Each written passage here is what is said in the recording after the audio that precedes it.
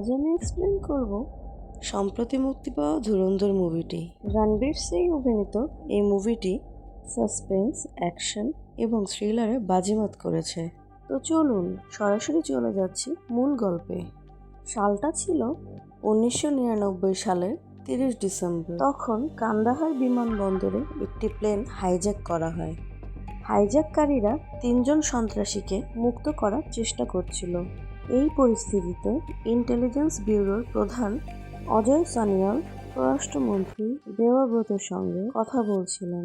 অজয় সানিয়াল মনে করেন আরও কিছুটা সময় পেলে তিনি 3 সন্ত্রাসীকে মুক্তি না দিয়েই জিম্মিদের ছাড়িয়ে আনতে পারতেন, কারণ সন্ত্রাসীদের দাবি কমে 3-এ এসে ঠেকেছিল। কিন্তু দেবাব্রত জানান জিম্মিদের পরিবারের বিক্ষোভের কারণে যে কোনো মূল্যে তাদের দাবি মানতে হবে। এরপর অজয় সানিয়াল প্লেনের ভেতরে গিয়ে সন্ত্রাসী জহুল মিস্ত্রির সাথে কথা বলেন এবং তাদের জানান যে তাদের দাবি মানা হবে, অর্থাৎ 3 সঙ্গী এবং $10 মিলিয়ন দেওয়া হবে। পরে অজয় সানিয়াল কর্মকর্তাদের সাথে এক মিটিংয়ে সন্ত্রাসীদের মেরে ফেলার একটা পরিকল্পনা দিতে চাইলেও সেটি বাতিল করা হয়। এর 2 বছর পর 2001 সালের 13 ডিসেম্বর ভারতীয় সংসদে সন্ত্রাসী হামলা হয়, যা দেশকে কাঁপিয়ে দেয়। এই হামলার পর অজয় সানিয়াল প্রধানমন্ত্রীকে দেওয়া তার আগের একটা ফাইল ধুরন্ধর নামের একটি পরিকল্পনা বাস্তবায়নের অনুমতি পান, যা পাকিস্তানকে থামানোর উদ্দেশ্যে তৈরি করা হয়েছিল। এরও 2 বছর পর হামজা আলী মাঝারি নামের এক স্পাই একটি গোপন মিশনের জন্য পাকিস্তানের লিয়ারি শহরে পাঠানো হয়। হামজা গিয়ে সেখানে একটি হোটেলের মালিকের কাছে কাজ চায়। প্রাথমিকভাবে প্রত্যাখ্যাত হলেও রাতে স্থানীয় কিছু লোকের সাথে মারামারি হওয়ার পর হোটেলের মালিক তাকে পরের দিন সকালে কাজে রেখে দেন। হামজা এরপর 1 বছর ধরে হোটেলে কাজ করতে থাকে। হামজা যে হোটেলে কাজ করত তার মালিকের নাম ছিল ওসমান। ওসমানও ভারতের একজন গুপ্তচর ছিলেন, যিনি হামজাকে দেখে চিনতে পেরেছিলেন। ওসমানের মাধ্যমে হামজা লিয়ারি শহরের গ্যাংগুলো সম্পর্কে সব জানতে পারে। লিয়ারিতে রহমান ডাকাত, বাবু ডাকাত ও আরশাদ পাপ্পুর গ্যাং ছিল। এদের মধ্যে রহমান ডাকাতের দাপট ছিল সবচেয়ে বেশি, যাকে এক প্রকার শয়তান মনে করা হতো। জানা যায় রহমান যখন জানতে পারে সে বাবু ডাকাতের অবৈধ সন্তান, তখন রাগে নিজের মাকেই হত্যা করেছিল। হামজার পরিকল্পনা ছিল যে কোনো উপায়ে রহমানের গ্যাংয়ে প্রবেশ করা। একদিন রিজওয়ান নামে এক ব্যক্তির কাছ থেকে সে জানতে পারে যে বাবু ডাকাতের লোকেরা রহমান ডাকাতের বড় ছেলেকে খুন করতে চলেছে। এটি ছিল রহমানের গ্যাংয়ে ঢোকার সেরা সুযোগ, যদিও কাজটি বিপজ্জনক ছিল। হামজা রহমানকে সাহায্য করার জন্য প্রস্তুত হয়। একটি বিয়ের অনুষ্ঠানে রহমানের 2 ছেলের উপর বাবু ডাকাত ও আরশাদের লোকেরা হামলা করলে হামজা সেখানে উপস্থিত ছিল। হামজা তাদেরকে বাঁচানোর চেষ্টা করলেও রহমানের বড় ছেলে মারা যায়। তবে হামজা নিজের জীবনের ঝুঁকি নিয়ে ছোট ছেলেকে বাঁচিয়ে দেয়। ছোট ছেলের কাছ থেকে হামজার বীরত্বের কথা শুনে রহমান খুবই খুশি হয়। রহমান তাকে টাকা দিতে চাইলে হামজা তাকে প্রত্যাখ্যান করে বলে যে আমরা বালুচ, আমরা একসাথে মিলে রাজত্ব করতে পারি। এই কথায় রহমান সন্তুষ্ট হয়ে হামজাকে নিজের গ্যাংয়ে সামিল করে নেয়। রহমান ছেলের প্রতিশোধ নিতে মরিয়া ছিল, কিন্তু নির্বাচনের কারণে এমএলএ জামিল তাকে থামিয়ে দেন। জামিল তাকে বুঝান যে নির্বাচনের পর ক্ষমতায় এলে তারা যা খুশি তাই করতে পারবে। হামজা রহমানের গ্যাংয়ের কাজ খুব ভালোভাবে করতে শুরু করে। রহমান তখনও দ্বিধায় ছিল যে নির্বাচনের আগে যে প্রতিশোধ নেবে কিনা। হামজা তাকে পরামর্শ দেন যে প্রতিশোধ নির্বাচনের আগেই নেওয়া উচিত, কারণ বাবু ডাকাত ও আরশাদ পাপ্পুকে নির্বাচনের আগেই মেরে ফেললে তাদের সমর্থকরাও রহমানের দিকে চলে আসবে, ফলে ভোট ব্যাংক বাড়বে। হামজার এই বুদ্ধি রহমানের পছন্দ হয়, কারণ এতে প্রতিশোধ ও নির্বাচনের জয় দুটোই নিশ্চিত হতো। রহমান হামজার কথা মতো প্রতিশোধ নিতে প্রস্তুত হয়। তারা বাবু ডাকাত ও আরশাদের লোকেদের খুঁজে খুঁজে মারতে শুরু করে। একদিন হামজা ও উজাইর মিলে বাবু ডাকাতের পিছু নিয়ে তাকে ধরে ফেলে। রহমান সেখানে পৌঁছে যায়। বাবু ডাকাত ভিক্ষা চাইলেও রহমান প্রচণ্ড রাগে একটি বাটখারা দিয়ে তার মাথা ফাটিয়ে নৃশংসভাবে তাকে মেরে ফেলে এবং লিয়ারিতে নিজের শাসন ঘোষণা করে। রহমান ঘোষণা করে যে সেদিন থেকে লিয়ারিতে তারই শাসন চলবে। এরপর হামজা গ্যাংয়ের সবার সাথে ভালো মতো মিশে যায় এবং তাদের বিশ্বাস অর্জন করে। বিশেষ করে উজাইরের সাথে তার বন্ধুত্ব গভীর হয়। উজাইর তাকে ব্যক্তিগত সব তথ্য জানাতে শুরু করে, যদিও সে জানতো না হামজা তাদের সাথে কি করতে চলেছে। এদিকে এমএলএ জামিল নির্বাচনে জেতেন এবং এর পুরো কৃতিত্ব তিনি রহমানকেই দেন। এই সময় হামজা জামিলের মেয়ে ইয়ালিনার প্রেমে পড়ে এবং ইয়ালিনাও তাকে পছন্দ করত। এরপর উজাইর রহমানের সাথে প্রভাবশালী খানি ব্রাদার্সের সাথে পরিচয় করায়, যারা নকল ভারতীয় মুদ্রা ছাপিয়ে কোটি কোটি টাকা লাভ করত। হামজা রহমানকে বুঝায় যে শহরে তাদের প্রভাব আরও বাড়াতে খানি ব্রাদার্সদের সাথে হাত মেলানো উচিত এবং রহমান তাতে রাজি হয়। হামজা এরপর একটি পরিকল্পনা করে ইয়ালিনার সাথে আরও ঘনিষ্ঠ হয়। একটি পার্টিতে সে পুলিশদের দিয়ে রেড করিয়ে দেয়। সেই বিশৃঙ্খলার সুযোগ নিয়ে ইয়ালিনাকে বাঁচিয়ে সে তার বাড়িতে পৌঁছিয়ে দেয়। হামজা তাকে জানায় যে সে রহমানের গ্যাংয়ের লোক। এই সত্য জানার পরও ইয়ালিনা হামজাকে পছন্দ করতে থাকে। অন্যদিকে রহমানের সাথে আইএসআই-এর চিফ ইকবালের দেখা হয়। ইকবাল ছিল একজন বিপজ্জনক ব্যক্তি যে ৩ অক্টোবর ভারতে একটি বড় হামলার পরিকল্পনা করছিল এবং তার জন্য অস্ত্রের প্রয়োজন ছিল। বালুচদের সাথে ইকবালের সম্পর্ক খারাপ থাকায় সে রহমান, যিনি একজন বালুচ, তার সাহায্য চান। নিজের লোকদের সাথে বিশ্বাসঘাতকতার ঝুঁকি থাকলেও বিপুল টাকার লোভে রহমান ইকবালের সাথে অস্ত্রের ডিল পাকা করে এবং বালুচিস্তানে গিয়ে শ্রেণীর কাছে থেকে অস্ত্র সংগ্রহের চুক্তি করে আসে। রহমানের ক্রমবর্ধমান ক্ষমতা এবং নতুন দল তৈরির পরিকল্পনা দেখে এমএলএ জামিল চিন্তিত। নিজের দলকে বাঁচাতে তিনি গোপনে বরখাস্ত হওয়া বিপজ্জনক পুলিশ অফিসার চৌধুরী আসলামকে রহমানকে শেষ করার জন্য নিয়োগ করেন। আসলাম লিয়ারি থেকে গ্যাং ওয়ার শেষ করতে রাজি হয়, তবে শর্ত দেয় যে তাকে একটি সম্পূর্ণ গোপন ব্যক্তিগত টাস্ক ফোর্স দল তৈরি করতে হবে এবং তার কাজের ব্যাপারে জামিলও কোনো প্রশ্ন করতে পারবে না।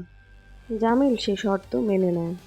অন্যদিকে আইবির চিফ অজয় দানিয়াল জানতে পারেন যে ইকবাল সমুদ্রপথে ৩ অক্টোবর ভারতে হামলা করার পরিকল্পনা করছে। তিনি আরও খবর পান যে খানানি ব্রাদার্স ভারতের এক মন্ত্রীর মাধ্যমে ৫০০ ও ১,০০০ টাকার নোট ছাপানোর টের পেয়েছে, যা ভারতের অর্থনীতির জন্য মারাত্মক হুমকি। এই বিপদ যে কোনো মূল্যেই থামানোর প্রয়োজন ছিল। অন্যদিকে হামজা উজাইরের বন্দুকের ডেলিভারি দিতে ইকবালের কাছে যায় এবং তারা এখানে তাকে এই অনুযায়ী বন্দুক দিয়ে দেয়।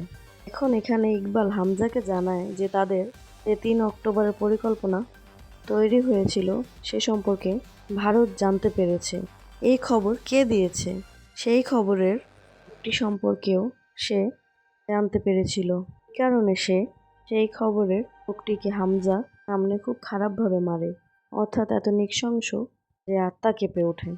যাই হোক, এখানে ডিল করার পর অন্যদিকে রহমানকে দেখি যে তার ছেলেকে নিয়ে হাসপাতালে যাচ্ছিল, কারণ তার পেটে ব্যথা ছিল, কিন্তু সে এটা জানতো না তার জন্য তো আসলাম অপেক্ষা করছে। তো আসলাম সুযোগ পেয়ে রহমানের উপর হামলা করে এবং তার সব লোককে মেরে ফেলে। আমরা দেখি যে রহমান একা এসে গিয়েছিল, তার কাছে আত্মসমর্পণ ছাড়া আর কোনো উপায় ছিল না। এই কারণেই সে ধরা পড়ে। এরপর আসলাম ওকে বন্দি করে খুব পারে। অন্যদিকে হামজা ও উজাইর চিন্তিত ছিল, কারণ তারা জানতো যে আসলাম খুবই বিপজ্জনক। সে কোনো না কোনোভাবেই রহমানকে মেরে ফেলবে।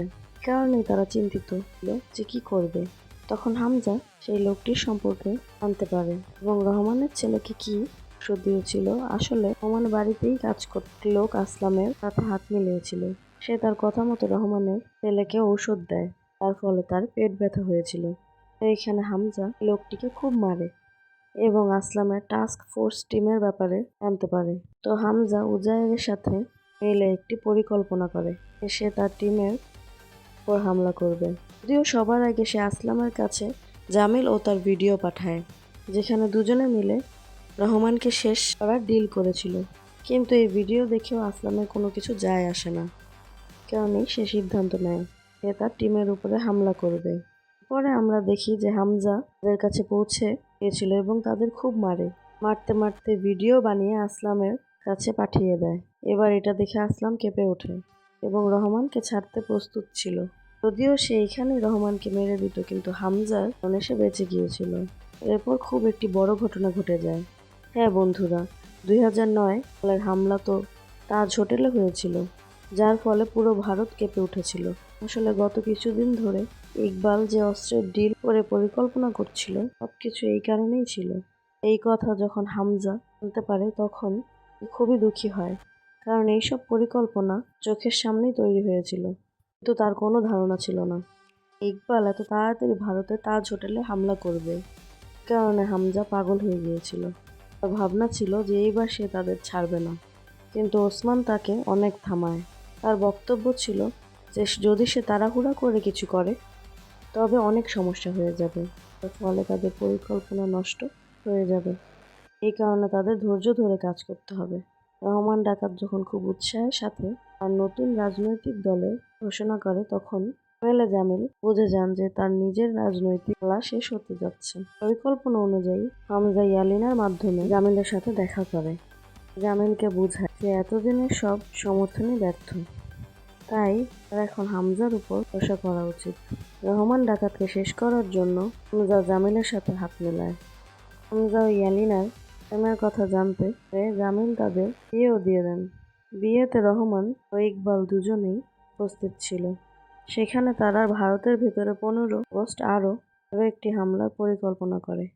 এই জন্য ইকবালের অস্ত্রের প্রয়োজন হয় এবং রহমানের সাথে অস্ত্রের ডিল করে। কিন্তু হামজা এখানে একটি কৌশলে সে উজাইরকে ডিলের কথা জানালেও রহমান বা উজাইরকে তাদের আসল পরিকল্পনা সম্পর্কে কিছুই জানায় না। ফলে উজাইর একাই অস্ত্রের ডিলের জন্য বালুচিস্তান যায়। অন্যদিকে হামজা, আসলাম এবং জামিল মিলে পরিকল্পনা করে যে 9 আগস্ট রহমানকে একটি প্রকল্পের উদ্বোধনের পর কৌশলে মঙ্গলের পথে নিয়ে যাওয়া হবে এবং সেখানে তাকে আক্রমণ করা হবে। উদ্বোধন অনুষ্ঠান শেষে ফেরার পথে হামজা কৌশলে রহমানকে জঙ্গলের দিকে নিয়ে যাওয়ার চেষ্টা করলে রহমানের সন্দেহ হয়। গাড়ি থামাতে বললে হামজা মানা করে এবং দুজনের মধ্যে লড়াই শুরু হয়। ফলে গাড়িটি দুর্ঘটনার শিকার হয়। রহমান পালানোর চেষ্টা করলে সেখানে আসলাম এসে পৌঁছায় এবং দুজনের মধ্যে মারাত্মক লড়াই শুরু হয়। অন্যদিকে হামজা রহমানের এক সঙ্গীকে নৃশংসভাবে মেরে ফেলে। এক পর্যায়ে রহমান আসলামের গলা টিপে মারতে গেলে হামজা আসে এবং রহমানকে প্রবলভাবে মারতে শুরু করে, তাই মেরেই ফেলেছিল। কিন্তু তাদের পরিকল্পনা ছিল যে রহমানের মৃত্যু হাসপাতালে দেখাতে হবে, যাতে উজাইর কোনো সন্দেহ না হয়। তাই আসলাম রহমানের গলার কাছে তাকে গুলি করে তাকে আধমরা করে দেয়। এরপর হামজা রহমানকে একাই কাঁধে তুলে দৌড়াতে দৌড়াতে হাসপাতালে নিয়ে যায়। হাসপাতালে পৌঁছানোর পরই রহমানের মৃত্যু হয়। হামজা উজাইরকে খবরটা জানালে উজাইর খুবই দুঃখ পায়। সেখানে উপস্থিত একজন অটো চালক সংবাদ মাধ্যমকে জানায় যে হামজা রহমানকে বাঁচানোর জন্য প্রাণপণ চেষ্টা করেছিল।